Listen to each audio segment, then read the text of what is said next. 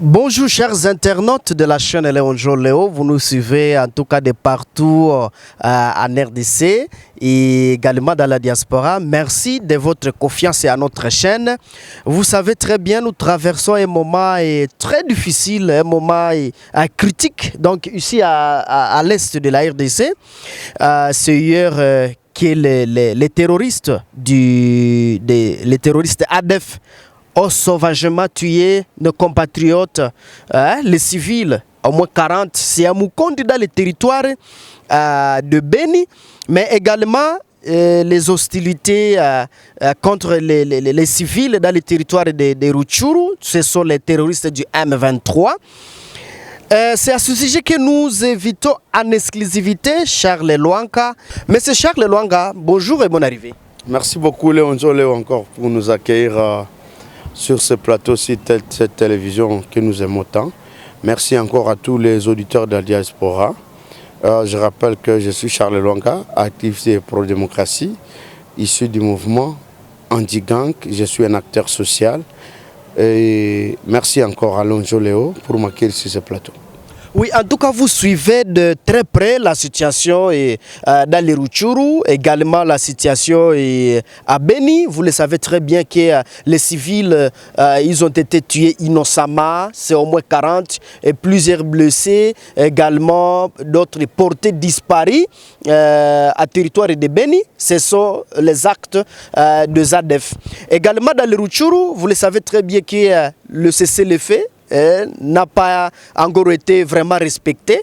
Les combats continuent même aujourd'hui. Vous personnellement, comment vous analysez vraiment la situation dans laquelle les Congolais sont en train de traverser maintenant?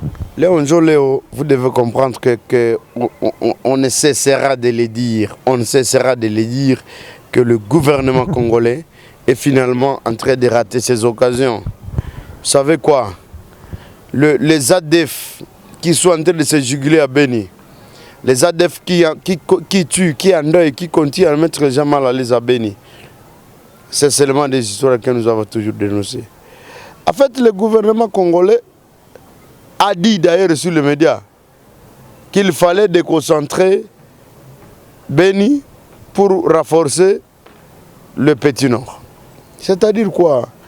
Cette guerre où les gens sont en train de se parler aux médias, qu'il y avait des militaires ici qui sont partis vers les militaires du sud, du nord, qui sont partis vers le sud. Ça, c'est une erreur. Ce que les ADF font, c'est quoi? C'est le même jeu. Ce qui se passe à Rutshuru, c'est la même chose que ce qui se passe à Beni. On ne cessera jamais de le dire. Même acteur, même stratégie, même mouvement. C'est ça. Le gouvernement congolais ne devrait pas passer gauche-droite pour comprendre ça. Et ce n'est pas à nous, comme activité pro-démocratie, qu'on devrait dire ça au gouvernement. Vous, en tant que journaliste, vous êtes en train d'observer les événements. Mais comment ça se passe? Lorsque on a cessé de tuer à Beni, c'est lorsque les M23 ont train de progresser à Bunagana.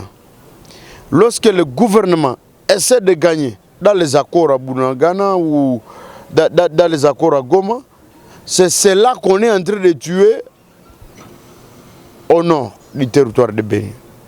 Monsieur le journaliste, vous voulez qu'on dise encore quoi à notre gouvernement?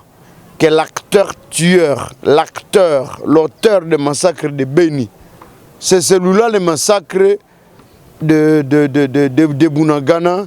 C'est la même chose, c'est le modus operandi. C'est la même chose, ça j'avais déjà dit sur votre média. Mais moi, qu'est-ce que je suis en train de penser? Qu'il faille dire à notre gouvernement de ne pas mentir à sa population, de ne pas jouer à l'hypocrisie. L'hypocrisie, c'est quoi? C'est que le président Félix ne veut pas dire au peuple congolais que c'est impossible de vivre avec ces gens. Ça, c'est un courage qu'il a eu. Mais il devait dire qu'il a l'obligation de signer l'accord. S'il ne signe pas l'accord, il devait mobiliser le peuple pour dire aux gens que bon, voilà, c'est le Rwanda qui nous agresse. Parce que aussi longtemps qu'il est en train de crier, il crie sur le standing international, régional, il perd notre temps. Maintenant qu'il a une armée, que moi j'avais appelé dans votre interview d'avant, cette armée-là signifie un peuple. Si le peuple marche déjà contre le gouvernement, pour que les gens ne négocient pas avec le M23, si le gouvernement congolais, je veux parler de Béni, si le gouvernement congolais devait utiliser cette même stratégie à terme de milices et consorts, ici, à Béni, utiliser ces gares qui sont à Kalunguta contre les ADF, les gens ne mourront pas. Ces ADF-là...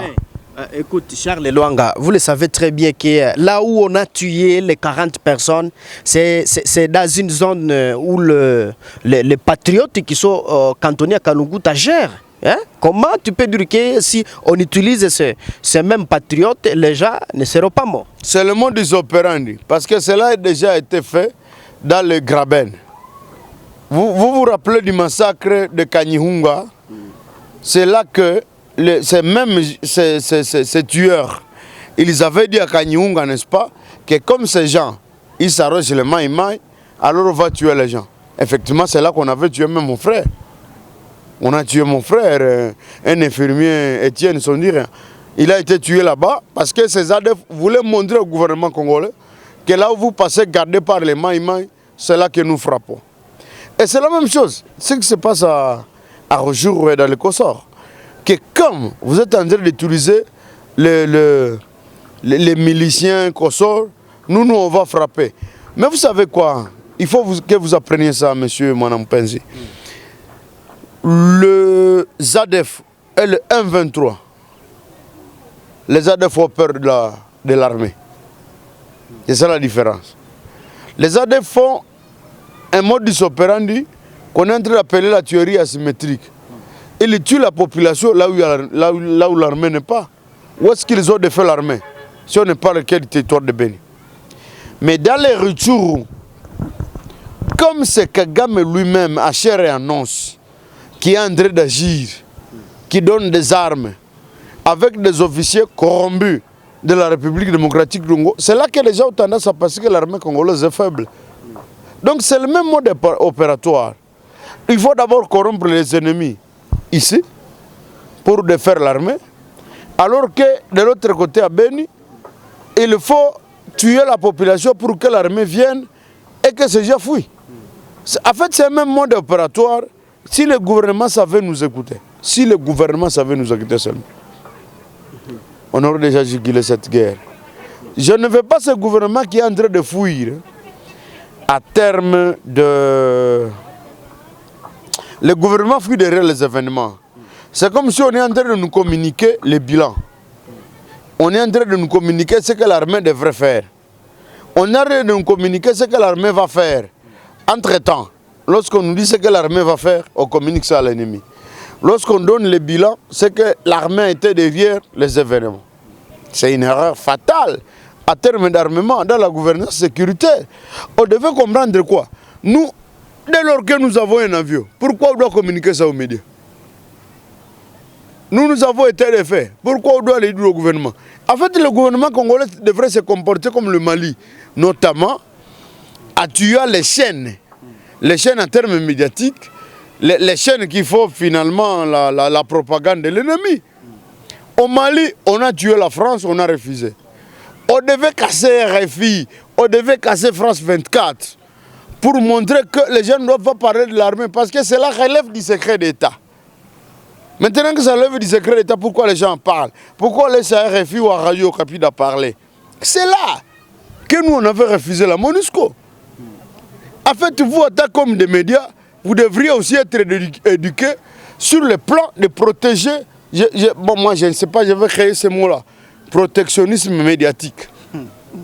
Ce protectionnisme médiatique devrait vous dire, vous, comme quatrième pouvoir, qu'il ne faut pas parler de nos échecs, qu'il ne faut pas parler de nos rapports.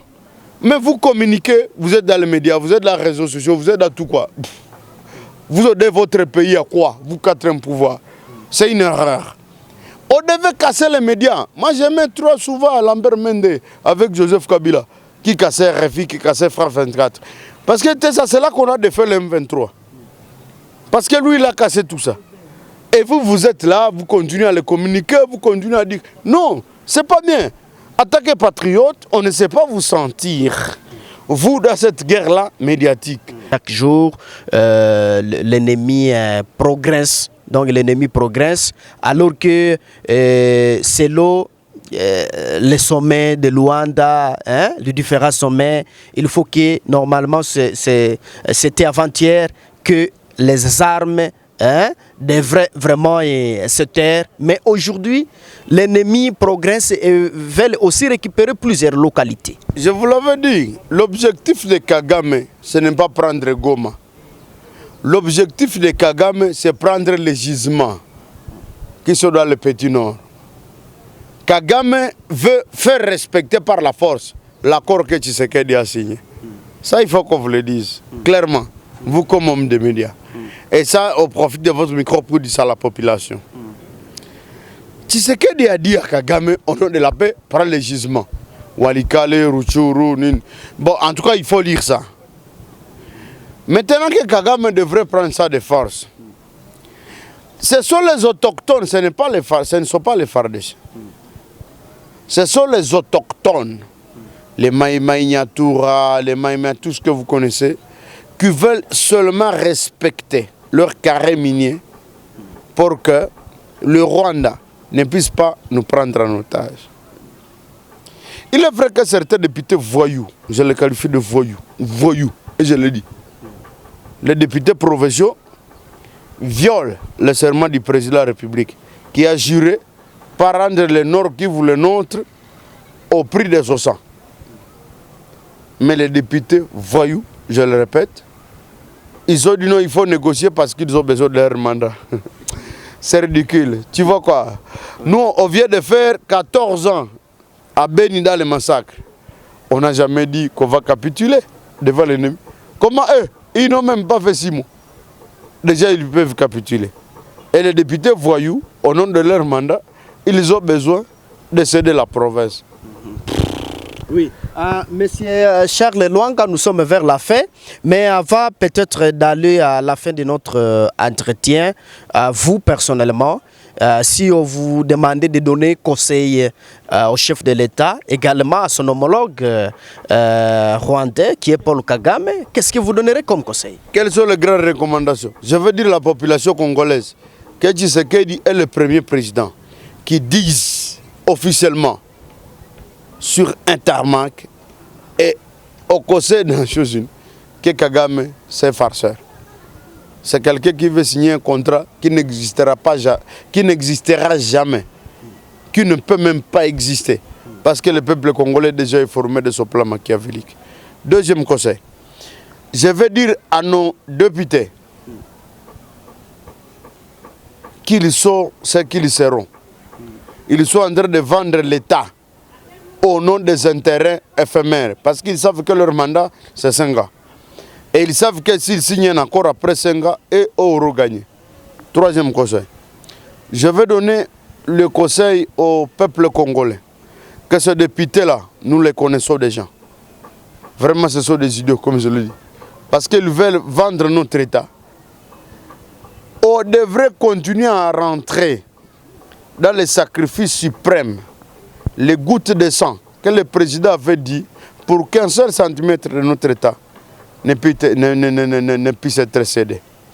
À la communauté internationale, que ce soit l'arrivée du pape, d'Emmanuel Macron ou de qui, ils devaient comprendre que nous rentrons dans la logique Bomoko.